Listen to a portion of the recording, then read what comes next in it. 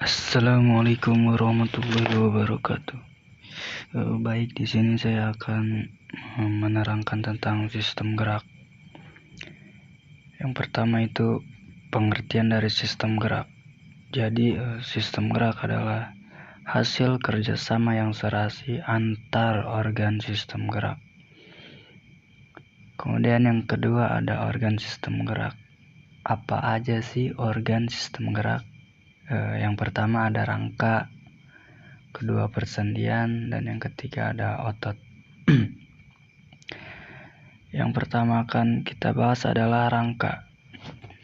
Rangka ialah alat gerak pasif. Kenapa dikatakan sebagai alat gerak pasif? Karena tulang baru akan bergerak bila digerakkan oleh otot. Organ penyusun sistem gerak yaitu atau tengkorak kepala, badan, dan anggota gerak. Jenis dan fungsi tulang. Pertama ada tulang rawan.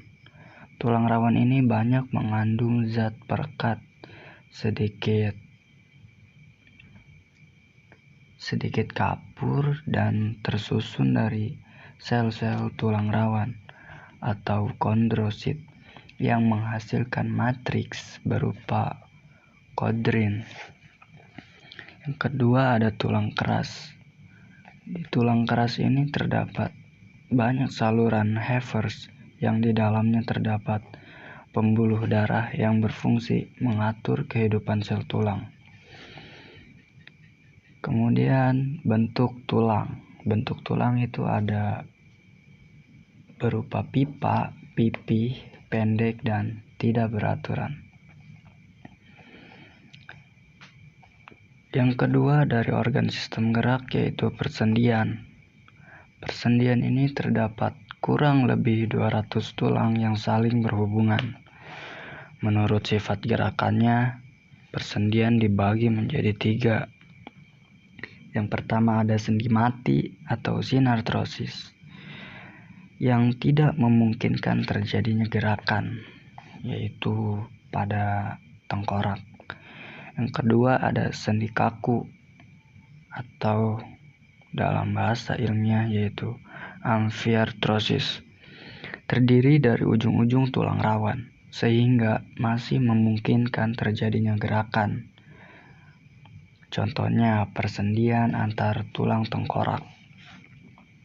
Dan yang ketiga ada sendi gerak atau diartrosis, yaitu persendian yang terjadi pada tulang satu dengan tulang yang lain. Contohnya sendi engsel, sendi putar, sendi peluru, sendi pelana, sendi geser, dan sendi luncur. Kemudian yang terakhir dari organ sistem gerak adalah otot, yaitu sebagai penggerak dari rangka dan persendian. Menurut jenisnya, otot dibagi menjadi 3. Pertama ada otot polos, otot lurik, dan otot jantung. Kedua, ciri-ciri sistem otot atau muskuler, yaitu ada kontrabilitas, ekstensibilitas, dan elastisitas. Ciri-ciri otot polos yaitu bentuknya gelondong, mempunyai satu inti sel, tidak memiliki garis-garis melintang, ya polos saja gitu. Ciri-ciri otot lurik bentuknya silindris, mempunyai banyak inti sel, tampak adanya garis-garis melintang. Dan yang terakhir, ciri-ciri otot jantung.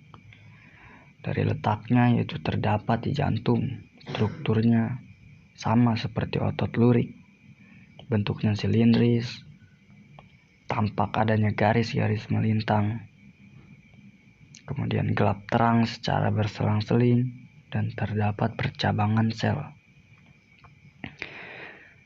Dan yang terakhir yang akan kita bahas adalah yaitu gerak dan kerja otot. Gerak dan kerja otot yaitu bekerja dengan cara berkontraksi sehingga otot akan memendek. Jika berelaksasi, otot tidak melakukan apa-apa. Dan berdasarkan cara kerjanya, otot dibagi menjadi dua. Yang pertama ada otot antagonis, yaitu otot yang berlawanan arah. Dan otot sinergis, yaitu otot yang cara gerak dan kerjanya itu bersamaan arah.